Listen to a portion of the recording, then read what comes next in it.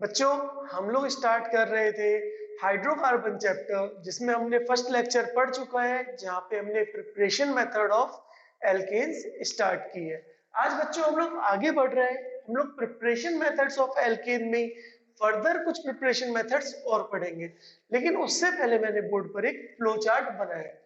उस flow chart को देख करके आप लोग इजीली चीजों को समझ पाओगे कि आपके कितने प्रिपरेशन मेथड है और उनको हम लोग किस तरह से इजीली याद कर सकते हैं।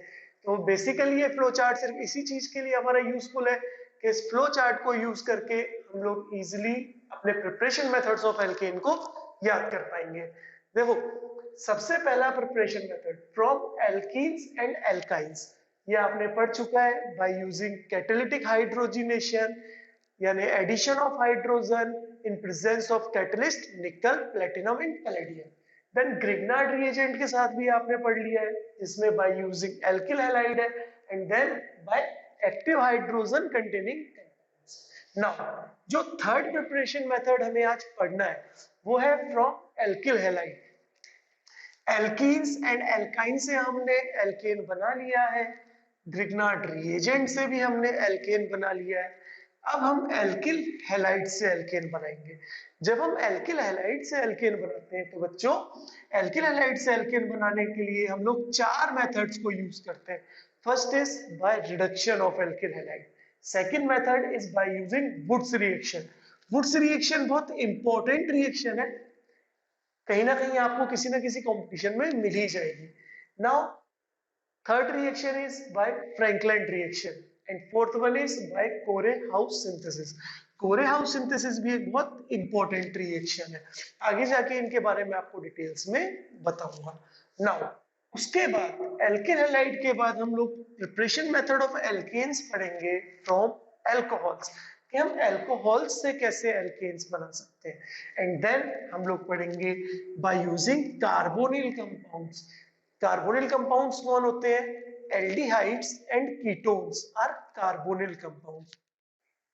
नाउ कार्बोनिल कंपाउंड को यूज करके हम लोग कौन कौन सी रिएक्शन से एल्केन बना सकते हैं? First is by using Clemmensen condensation reaction, and second is by Wolff Kishner reduction reaction, and the last preparation method of alkane is from carboxylic acid. हम लोग कार्बोक्सिलिक एसिड से भी एल्केन को बना सकते हैं।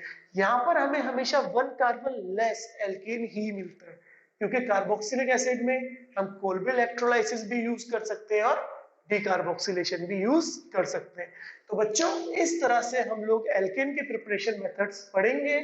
फर्स्ट दो प्रिपरेशन मेथड हमने पढ़ लिए, बाकी प्रिपरेशन मेथड्स आज पढ़ेंगे। ये फ्लो चार्ट सिर्फ और सिर्फ मैंने इसलिए बनाया है ताकि आप सारे बच्चों को इसको याद करना इजी हो जाए। जब भी कभी भी ऑर्गेनिक केमिस्ट्री पढ़ोगे तो प्रिपरेशन मेथड्स हो या केमिकल प्रॉपर्टीज, आप कोशिश करो कि आप उनका फ्लो चार्ट बनाओ। अब बढ़ते हैं आगे और बात करते हैं फ्रॉम एल्किल हैलाइड्स।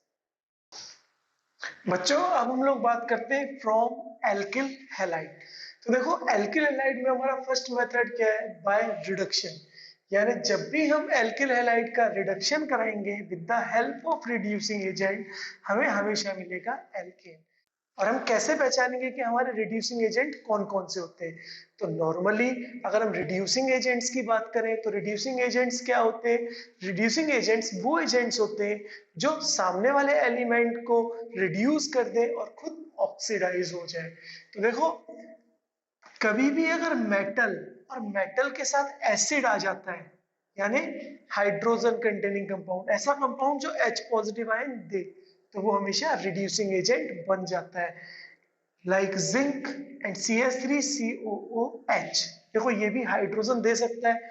तो मेटल क्या करता है? एसिड के साथ मिलके रिड्यूसिंग एजेंट बन जाता है और एल्किल हैलाइड को रिड्यूस करके वहां से हेलोजन पार्ट को हटा के वहां पर हाइड्रोजन जोड़ देता है। ये जो हाइड्रोजन जुड़ा है एल्केन से, ये कौन सा हाइड्रोजन होगा? ये होगा हमेशा बच्चों एसिड का हाइड्रोजन। सेम यहाँ पे भी देखो ETOH। सर, ये तो एसिड नहीं है, ये तो अल्कोहल है। हाँ, ये अल्कोहल है, लेकिन क्या बताओ, ET मतलब इथेन। ET मतलब इथेन, ये हम बोल सकते हैं इथाइल ग्रुप। तो हम लोग ET बोल सकते हैं इथाइल ग्रुप। तो दिस इज इथाइल अल्कोहल, या हम क्या बोल सकते हैं? इथेनॉल। क्या इथेनॉल में जो हाइड्रोजन ऑक्सीजन से जुड़ा हुआ है, क्या वो एसिडिक हाइड्रोजन है? हाँ है सर, कल के लेक्चर में ही मैंने आपको एसिडिक हाइड्रोजन पढ़ाए थे। तो अगर एसिडिक हाइड्रोजन है तो ये हाइड्रोजन भी इजिली रिमूव हो सकता है। Same LiAlH4 and NaBH4, LiAlH4 and NaBH4 is also called reducing agent. ये बात तो हर बच्चा जानता है कि LiAlH4 and NaBH4 are reducing agent. यहाँ पे भी देखो क्या मेटल्स हैं, क्या हाइड्रोजन है, क्या मेटल है, क्या हाइड्रोजन है, तो ये भी किसकी तरह बिहेव करेंगे, रिड्यूसिंग एजेंट्स की तरह बिहेव करेंगे। अब बात ये आती है कि सर ये होगा कैसे, है ना, किस तरह से ये मैकेनिज्म होता है। तो देखो मैकेनिज्म करके देखते हैं ताकि हम ये चीजें सीख सकें कि किस तरह से हमारा एल्किल हैलाइड कन्वर्ट होता है एल्केन में। तो मैं मैकेनिज्म यहीं पर आपको बता रहा हूं। अगर हम बात करते हैं बच्चों मैकेनिज्म के बारे में, तो सबसे पहले मेरा जो मेटल है ना, हम लोग फर्स्ट जिंक प्लस HCl को ही यूज कर रहे हैं। आप किसी को भी यूज कर सकते हो, लगभग इन तीनों में सेम मैकेनिज्म होगा। इन दोनों का मैकेनिज्म थोड़ा सा डिफरेंट है, तो इसको आगे हम लोग जब सेपरेट पढ़ेंगे LiAlH4 और NaBH4 को, तो वहां पे मैं इसको भी आपको एक्सप्लेन करूंगा। तो अभी यहाँ हम लोग फर्स्ट रिड्यूसिंग एजेंट के अकॉर्डिंग हमारा मैकेनिज्म देख रहे हैं। जिंक मेटल है, मेटल की प्रॉपर्टी क्या होती है, इलेक्ट्रॉन को लूज करना। तो जिंक क्या करेगा, इलेक्ट्रॉन को लूज करके बना देगा Zn2 positive ion plus 2 electrons. Now अब आपका एल्किल हैलाइड आएगा, this is alkyl halide RX। अब होगा क्या, एल्किल हैलाइड जो है और हेलोजन जो है, इनमें काफी इलेक्ट्रोनेगेटिव डिफरेंस है, जिसकी वजह से यहाँ पोलैरिटी जनरेट होगी, partial negative and partial positive. और अब जब ये बॉन्ड ब्रेक डाउन होगा, तो यहाँ पे जो 2 इलेक्ट्रॉन्स हैं वो अटैक करेंगे पॉजिटिव पार्ट पर, और ये क्या बना देंगे, ये बना देंगे कार एनायन, आर के ऊपर negative charge plus X negative. Now अब आपके पास कार एनायन X नेगेटिव बन गया है ना, कार्बन आयन और X नेगेटिव। देखो इसको हम लोग न्यूक्लियोफाइल बोल सकते हैं, इसको भी न्यूक्लियोफाइल बोल सकते हैं, because they both are nucleus loving, that means this is nucleophile. अब होगा क्या, आपका जो न्यूक्लियोफाइल है वो आएगा HCl के पास, यानी R नेगेटिव आपका आएगा HCl के पास। अब HCl में भी पोलैरिटी जनरेट होगी, Cl के ऊपर पार्शियल नेगेटिव, H के ऊपर पार्शियल पॉजिटिव। पार्शियल साइन क्यों लगा रहे हैं, क्योंकि भाई कोवलेंट बॉन्ड है। अगर आयोनिक बॉन्ड्स होते तो सिर्फ पॉजिटिव और नेगेटिव लगाते हैं, अब कोवलेंट बॉन्ड है तो कोवलेंट बॉन्ड में इलेक्ट्रोनेगेटिविटी की वजह से इलेक्ट्रॉन्स एक दूसरे की तरफ मूव करते हैं। यहाँ पर क्लोरीन इज मोर इलेक्ट्रोनेगेटिव, तो इलेक्ट्रॉन क्लोरीन की तरफ मूव करेंगे, लेकिन सारे इलेक्ट्रॉन्स क्लोरीन के पास नहीं आते हैं, इसलिए हम लोग पार्शियल साइन को यूज करते हैं। अब R negative H positive pay attack करेगा और इस बॉन्ड को ब्रेक करा देगा, तो आपका क्या बना, आपका बन गया RH यानी एल्केन। तो बच्चों इस तरह से एल्केन का फॉर्मेशन हो गया है। अब बचा क्या, आपका Zn2 पॉजिटिव आयन बचा, उसके साथ एक X नेगेटिव बचा और एक Cl नेगेटिव आयन बच गया, और ये मिलके क्या बना देंगे Znx Cl। अब XCl होगा तो ZnCl2 बन जाएगा, XBr होगा तो ZnBrCl बन जाएगा। तो बच्चों इस तरह से हम लोग with the help of reduction alkyl halide को कन्वर्ट करते एल्केन में। अब बात करते हैं बच्चों एक क्वेश्चन की। हमारा क्वेश्चन है how many alkyl halide gives isopentane on reduction. कितने एल्किल हैलाइड आइसोपेंटेन दे सकते हैं रिडक्शन पर।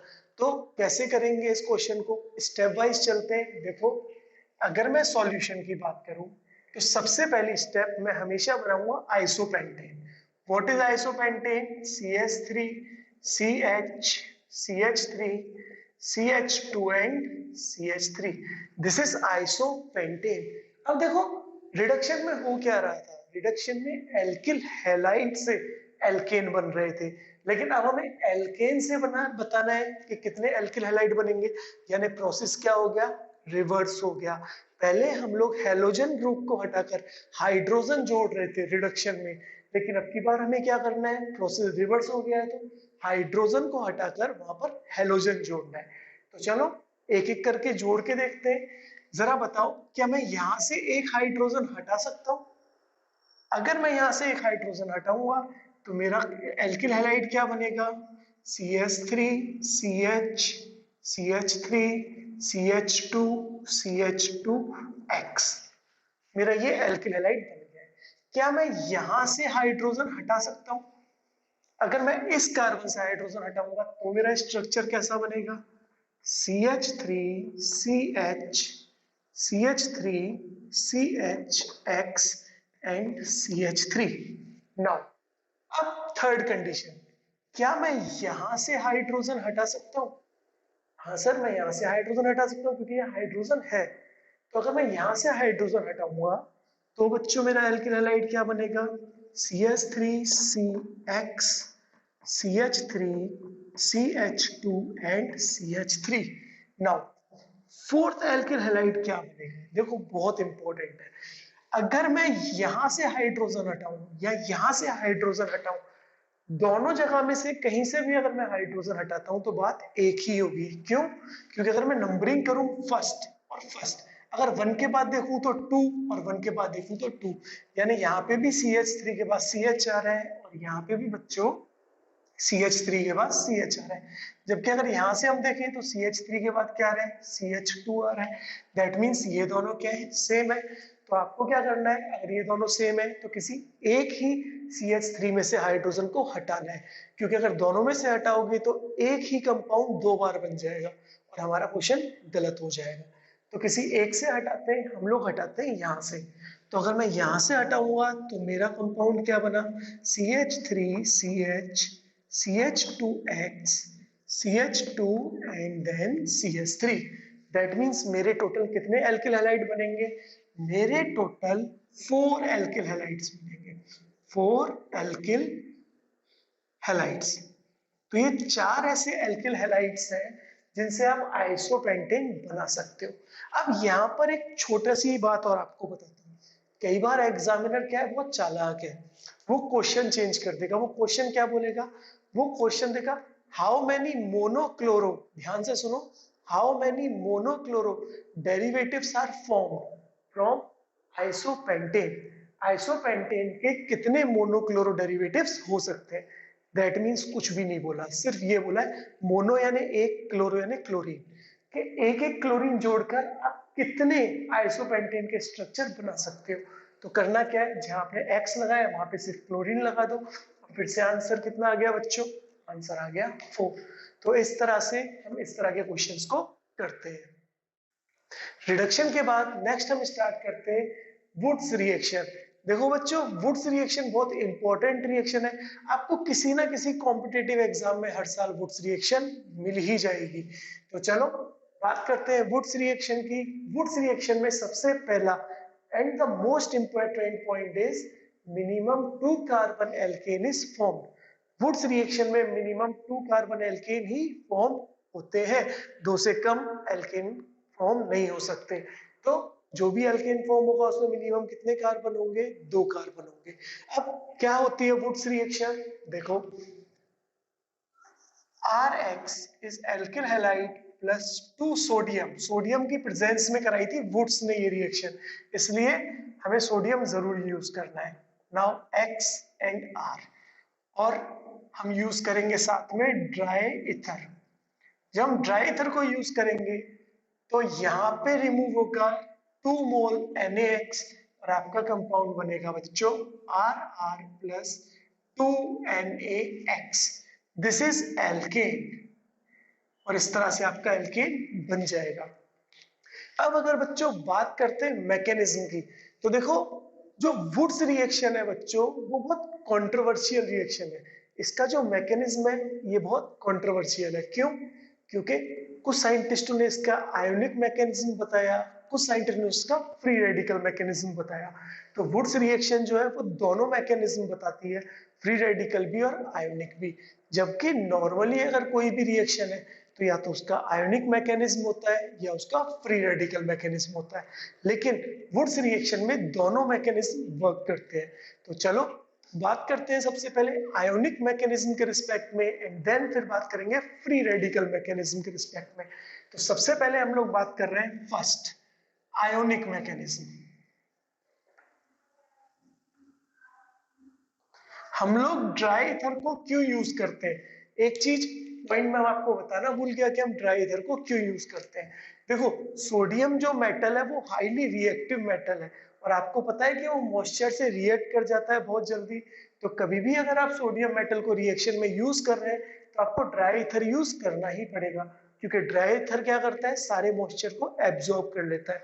अदरवाइज पता चला आप रिएक्शन कराने गए और लैब में आपने आग लगा दी, है ना, लैब में ही पूरी आग लगा दी कि सोडियम मॉइस्चर से रिएक्ट कर गया। तो इसलिए हम किसको यूज करते हैं, ड्राई ईथर को। अब बात करते हैं आयोनिक मैकेनिज्म। मैं एक एग्जांपल लेता हूं, लाइक CH3CH2Cl, और इसकी रिएक्शन मैं करा रहा हूं 2 सोडियम आयन से। बच्चों मैंने 2 मोल ले लिया है, और ड्राई ईथर की प्रेजेंस में हम बोल रहे हैं what will be the product. वैसे आपको पता है प्रोडक्ट क्या बनेगा, CH3CH2CH2CH3, क्योंकि 2 मोल्स है, क्लोरीन NaCl के साथ बाहर निकल जाएगा और ये दोनों आपस में कंबाइन हो जाएंगे। लेकिन देखते हैं मैकेनिज्म। सबसे पहले आपका जो सोडियम मेटल है उसकी प्रॉपर्टी क्या है, मेटल की प्रॉपर्टी होती है इलेक्ट्रॉन को लूज करना। तो सोडियम क्या करेगा, 2Na पॉजिटिव आयन बनाएगा और साथ में 2 इलेक्ट्रॉन्स को लूज कर देगा। अब होगा क्या, आपका जो एल्किल हैलाइड है CH3CH2Cl, इस एल्किल हैलाइड के पास आएंगे ये 2 इलेक्ट्रॉन्स, और देखो यहाँ पर पोलैरिटी ऑलरेडी जनरेट हो रही है, पॉजिटिव और negative. Chlorine is more electronegative than carbon, तो क्लोरीन पे नेगेटिव एंड CH2 पर पॉजिटिव। अब ये 2 इलेक्ट्रॉन्स पॉजिटिव पे अटैक करेंगे, ये बॉन्ड यहाँ से ब्रेक हो जाएगा और स्ट्रक्चर क्या बनेगा, CH3CH2 नेगेटिव। देखो बच्चों, न्यूक्लियोफाइल बना है फिर से, जैसे पहले बन रहा था रिडक्शन में, फिर से न्यूक्लियोफाइल। अच्छा एक बात और बताओ, क्या क्लोरीन भी एक न्यूक्लियोफाइल है? यस सर, क्लोरीन भी एक न्यूक्लियोफाइल है। दैट मींस वुड्स रिएक्शन कैसे रिएक्शन है, न्यूक्लियोफाइल एक न्यूक्लियोफाइल दूसरे न्यूक्लियोफाइल को सब्स्टिट्यूट कर रहा है। That means Wurtz reaction is an example of nucleophilic substitution reaction. Now हुआ क्या, जब इसके ऊपर पॉजिटिव चार्ज था तो 2 इलेक्ट्रॉन आए और 2 इलेक्ट्रॉन्स ने मिलकर एक नेगेटिव चार्ज बनाया। तो याद रखना, 2 इलेक्ट्रॉन्स मिलकर एक नेगेटिव चार्ज बनाते हैं। तो यहाँ बन गया नेगेटिव चार्ज, साथ में यहाँ आ गया Cl नेगेटिव। नाउ अब होगा क्या, जो 1 मोल एल्किल हैलाइड और बचा है यानी CH3CH2Cl, इसके पास हमारा न्यूक्लियोफाइल आएगा जो अभी अभी हमने फ्रेशली प्रिपेयर्ड किया है। और ये न्यूक्लियोफाइल फिर से क्या करेगा, अगेन पोलैरिटी जनरेट हो रही है और नेगेटिव पार्ट फिर से अटैक करेगा पॉजिटिव पार्ट पे, और यहाँ से क्लोरीन अगेन रिमूव हो जाएगा और आपका प्रोडक्ट क्या बनेगा, प्रोडक्ट बनेगा CH3CH2CH2CH3 ब्यूटेन, है ना, एल्केन जिसको हम बोलेंगे ब्यूटेन। तो इस एल्केन को बच्चों हम बोलते हैं ब्यूटेन, और साथ में क्या बना, साथ में बना Cl नेगेटिव। अब 2 सोडियम के आयन थे and Na positive ion, and 2 chloride ion थे Cl नेगेटिव आयन। ये दोनों कंबाइन होके क्या बनाएंगे, ये दोनों कंबाइन होके बनाएंगे 2 मोल NaCl। तो इस तरह से बच्चों होता है हमारा आयोनिक मैकेनिज्म। अब बच्चों हम लोग बात करते हैं second mechanism of Wurtz reaction which is called free radical mechanism. क्या होता है फ्री रेडिकल मैकेनिज्म? और फ्री रेडिकल मैकेनिज्म में देखो, अगर हम लोग फिर से सेम वही एग्जांपल ले, CH3CH2X plus 2 moles sodium and in presence of dry ether, तो प्रोडक्ट क्या बनेगा, देखो यहाँ पर फिर से 2 सोडियम मेटल जो है वो 2 इलेक्ट्रॉन्स को लूज करके 2Na positive ion plus 2 electrons बना देंगे। नाउ अब की बार हम क्या करेंगे, अब की बार हम लोग 2 मोल ऑफ एल्किल हैलाइड को एक साथ ही यूज करेंगे। आयोनिक मैकेनिज्म में हमने क्या किया था, 1 मोल यूज किए थे, लेकिन यहाँ पे 2 मोल्स को एक साथ यूज करेंगे, यानी 2 मोल्स CH3 CH2X। और अब इसके पास जब 2 इलेक्ट्रॉन्स आएंगे तो देखो partial negative partial positive, negative और पॉजिटिव चार्ज मैंने आपको ऑलरेडी समझा दिए कि नेगेटिव चार्ज हमेशा उस पर आएगा जिसकी इलेक्ट्रोनेगेटिविटी ज्यादा होगी, तो दूसरे पे पॉजिटिव चार्ज आएगा। अब ये 2 इलेक्ट्रॉन्स यहाँ पे अटैक करेंगे, ये X यहाँ से रिमूव होगा, और जब एक एल्किल हैलाइड था तब कार्ब एनायन बन रहा था, लेकिन जब 2 एल्किल हैलाइड होते हैं तो बच्चों कार्बन फ्री रेडिकल बनता है, यानी आपका कंपाउंड क्या बनेगा, 2CH3 CH2 free radical plus X negative, 2X negative. अब कई बार क्या होता है, हमें डाउट होता है कि सर ये जो फ्री रेडिकल हमने बनाया है ये फ्री रेडिकल कैसे बना, तो चलो एक बार इसको भी देखते हैं। देखो अगर मैं 1 मोल CH3 CH2 की बात करता हूं, तो 1 मोल CH3 CH2 में ये जो कार्बन है, ये कार्बन क्या होगा, यहाँ इस कार्बन से जुड़ा हुआ है, एक यहाँ पर हाइड्रोजन एक यहाँ पे हाइड्रोजन। जरा ध्यान से देखो इस कार्बन के ऑक्टेट में कितने इलेक्ट्रॉन्स हैं, 6 इलेक्ट्रॉन्स हैं। अब 2 एल्किल हैलाइड 2 इलेक्ट्रॉन्स ले रहे हैं, यानी एक एल्किल हैलाइड के कार्बन के पास कितना इलेक्ट्रॉन आएगा, एक ही इलेक्ट्रॉन आएगा, और जब ये एक इलेक्ट्रॉन आ गया तो टोटल इलेक्ट्रॉन कितने हो गए, अब टोटल इलेक्ट्रॉन हो गए बच्चों 7 इलेक्ट्रॉन, यानी अब क्या बन गया, ये कार्बन फ्री रेडिकल बन गया। अगर 2 इलेक्ट्रॉन आते तो वो 2 इलेक्ट्रॉन क्या बनाते, 2 इलेक्ट्रॉन मिलके एक नेगेटिव चार्ज बना लेते, और तब 8 इलेक्ट्रॉन्स हो जाते, यानी कार्ब एनायन बन जाता, जैसे पिछले वाले मैकेनिज्म में हुआ था। लेकिन इस मैकेनिज्म में क्या होगा, सिर्फ फ्री रेडिकल का फॉर्मेशन होगा। नाउ अब बात करते हैं कि आगे क्या होगा। ये जो 2 कार्बन फ्री रेडिकल बने हैं वो क्या करेंगे, CH3 CH2 free radical plus CH2 CH3 free radical, ये दोनों फ्री रेडिकल्स आपस में कंबाइन हो जाएंगे। याद रखना जब भी फ्री रेडिकल कंबाइन होता है तो उसको हाफ एरो से हम दिखाते हैं, तो हमने हाफ एरो से इसको डिनोट कर दिया, और ये फिर से मिलके क्या बना देंगे, CH3 CH2 देन CH2, एक एक इलेक्ट्रॉन मिलके एक बॉन्ड बना देगा, एंड देन CH3, तो आपका प्रोडक्ट क्या बना, CH3 CH2 CH2 and CH3। Again butane बन चुका है, देखो आयोनिक मैकेनिज्म में भी ब्यूटेन बन रहा था और फ्री रेडिकल मैकेनिज्म में भी ब्यूटेन बन रहा है, जो एक मेजर प्रोडक्ट है। और साथ साथ और क्या बन रहा है, 2 सोडियम थे एंड 2X नेगेटिव था, तो 2NaX as a side product बन रहा है।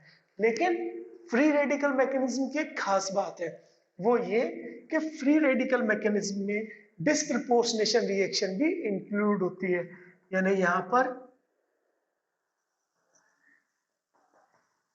डिस्प्रपोर्शनेशन रिएक्शन भी होगी, यहाँ पे डिस्प्रपोर्शनेशन रिएक्शन भी होगी। कैसे होती है डिस्प्रपोर्शनेशन रिएक्शन, तो देखो आपका CH2H, दिस इज CH3, मैंने CH3 and CH2 free radical को इस तरह बना दिया है, इसको मैं सेम ऐसे ही बना रहा हूं CH3। अब होता क्या है डिस्प्रपोर्शनेशन में, ये हाइड्रोजन जो है वो इस कार्बन पे जाके कंबाइन हो जाता है, और ये फ्री रेडिकल यहाँ आएगा और ये फ्री रेडिकल यहाँ आएगा। दैट मीन्स अब इधर एल्कीन और इधर एल्केन बन गया।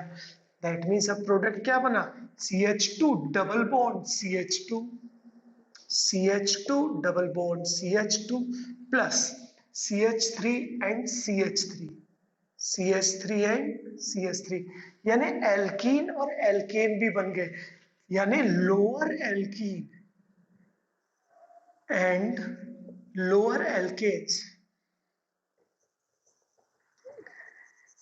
Are also form. यानी अगर मैं वुड्स रिएक्शन में फ्री रेडिकल मैकेनिज्म की बात करता हूं तो वहां पे मेजर प्रोडक्ट के साथ साथ कुछ माइनर प्रोडक्ट्स भी बनते हैं, और वो माइनर प्रोडक्ट्स जो होते हैं वो होते हैं आपके lower alkenes and lower alkanes. तो कभी भी कोई भी आपसे पूछे कि क्या वुड्स रिएक्शन में कोई साइड प्रोडक्ट और भी बनता है, तो आप उन्हें बता सकते हो कि सर फ्री रेडिकल मैकेनिज्म के अकॉर्डिंग वहां पर lower alkenes and lower alkanes भी बनते हैं, और NX तो हर बार बन ही रहा है। तो ये थी हमारी वुड्स रिएक्शन।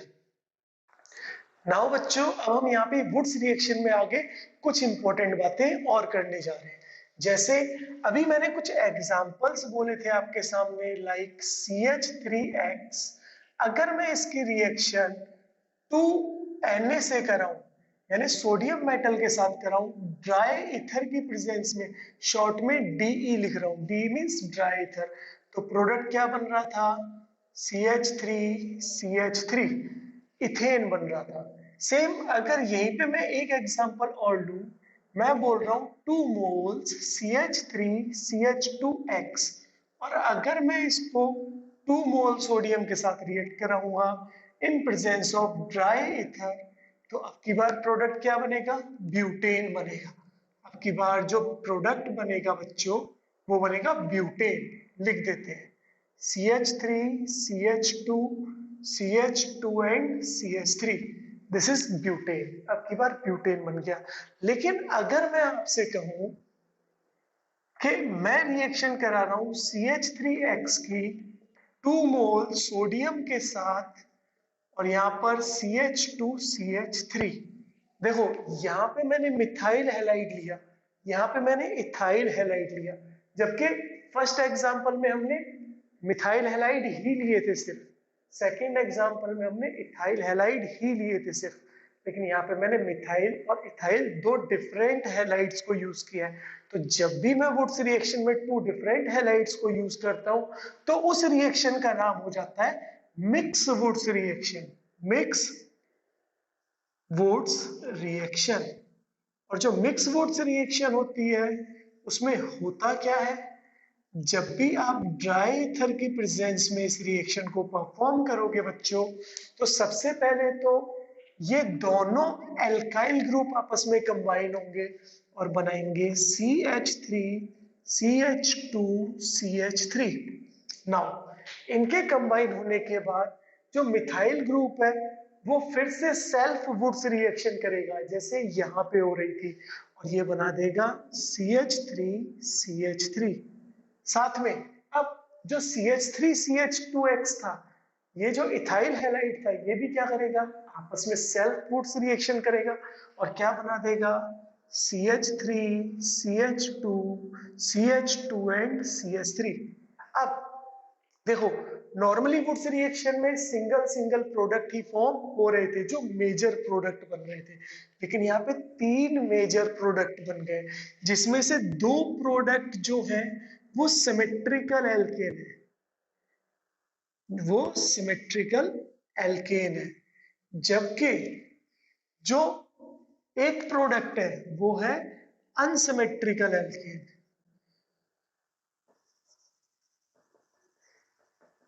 अनसिमेट्रिकल एल्केन कैसे पता चलती है सिमेट्री अनसिमेट्री? अगर कोई एल्केन 2 पार्ट्स में डिवाइड हो जाए तो वो सिमेट्रिकल होता है, और अगर 2 पार्ट्स में प्रॉपर स्प्लिट ना हो पाए तो वो अनसिमेट्रिकल होता है। या आप बोल सकते हो कि जिन एल्केन में इवन नंबर ऑफ कार्बन्स होते हैं वो सिमेट्रिकल होते हैं, और जिनमें ऑड नंबर ऑफ कार्बन्स होते हैं वो अनसिमेट्रिकल होते हैं।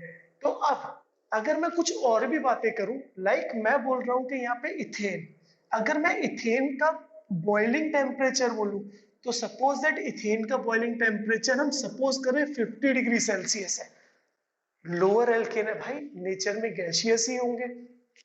अगर इथेन का 50 डिग्री सेल्सियस है, सपोज दैट, है ना, एग्जांपल की बात कर रहे हैं, तो प्रोपेन, ये प्रोपेन है, प्रोपेन का टेम्परेचर नियर अबाउट 51 या 50.5 या 51 डिग्री सेल्सियस के आसपास ही होगा, और ब्यूटेन का कितना होगा?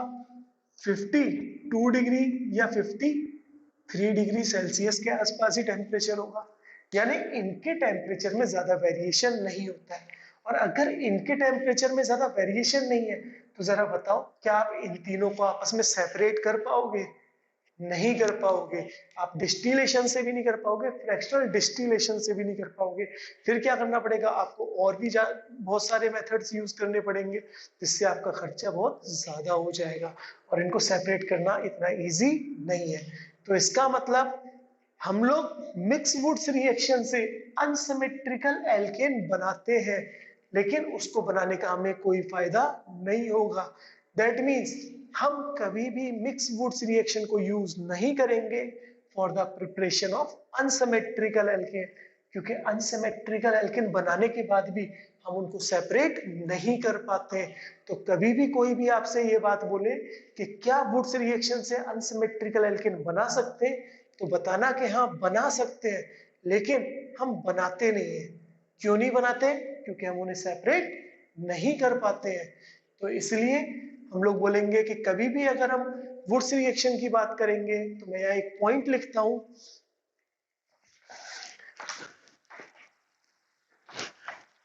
मेरा पॉइंट है,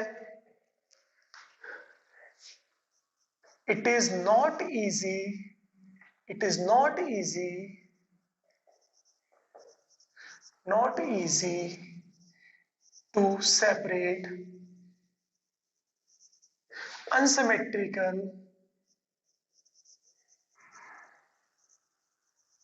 alkane from the mixture, the mixture. So Wood's reaction is not suitable, it not suitable for preparation of, for preparation of unsymmetrical, for unsymmetrical alkanes. अब बच्चों बात करते हैं कुछ क्वेश्चंस वुड्स रिएक्शन से रिलेटेड।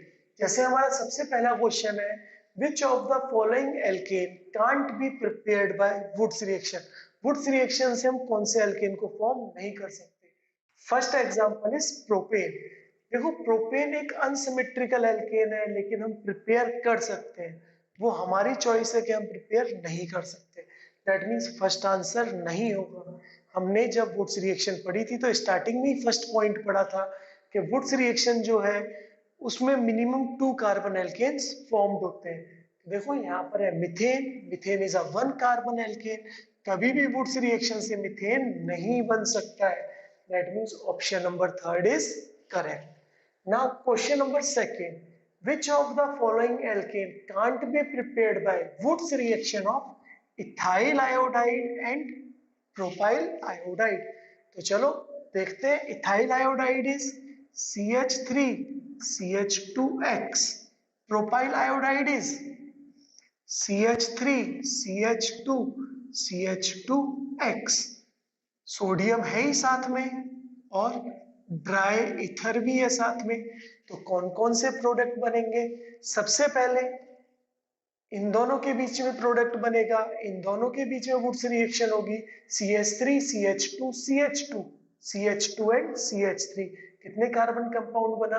3 + 2 5। तो बना देते हैं CH3 CH2 CH2 CH2 and CH3। This is called pentane. That means N pentane. N stands for linear chain, nothing else. तो N पेंटेन बन गया। चलो भाई ये तो बन गया।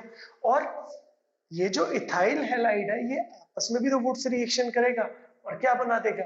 2 कार्बन है, 4 कार्बन कंपाउंड बना देगा, like CH3 CH2 CH2 and CH3। This is called butane. तो पेंटेन बना दिया, ब्यूटेन बना दिया।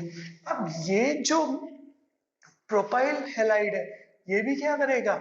आपस में आप आयोडीन यूज कर सकते हो क्योंकि हमने आयोडाइड लिखा है क्वेश्चन में। तो ये भी क्या करेगा? रिएक्शन में आपस में सेल्फ वुड्स रिएक्शन करेगा और 3 कार्बन है तो आपस में सेल्फ करके 6 कार्बन कंपाउंड बनाएंगे जिसको हम क्या बोलेंगे? Hexane. That means CH3 CH2 CH2 CH2 CH2 and CH3, hexane भी बन गया, यानी ब्यूटेन भी बन रहा है, पेंटेन भी बन रहा है, हेक्सेन भी बन रहा है। तो कौन नहीं बन रहा? हमारा प्रोपेन नहीं बन रहा है बच्चों। आगे बढ़ते हैं, एक क्वेश्चन और करते हैं जहां पे हम लोग बात करेंगे। Question is reactivity order of